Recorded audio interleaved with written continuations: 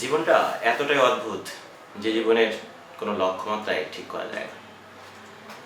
একটা স্বপ্ন থেকে অন্য একটা স্বপ্নের যে দূরত্ব, এই দূরত্ব মেপে কাজ করতে করতেই অন্য কোনো নতুন স্বপ্নে হাজির হয়। একটা ব্যর্থতা ঢাকতে না ঢাকতেই আর শত রকমের ব্যর্থতা জীবনকে নাড়া দিয়ে যায়।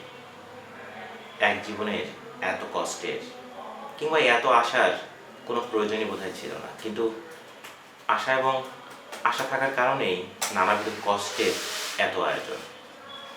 জীবনের এত হতাশা, এত স্বপ্ন, এত কিছু নিয়ে আমরা কিভাবে বেঁচে থাকি মাঝে মাঝে ভাবতে অবাক লাগে। এত স্বপ্নের বোধহয় কোনো প্রয়োজনই ছিল না।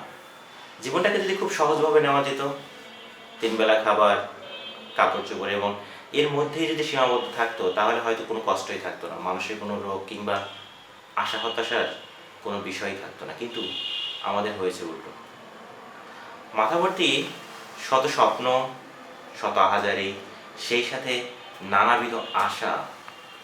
এত আশা যে প্রতিটা আশার কারণেই ক্ষণে ক্ষণে নিজের মধ্যে নিজেকে লুকাতে হয়। মাঝে মধ্যে তো নিজের মধ্যে নিজে মরে যাওয়াই হয়। অন্য কোনো ঘটনা কিংবা অন্য কোনো কারণে আবার জাগতে হয়।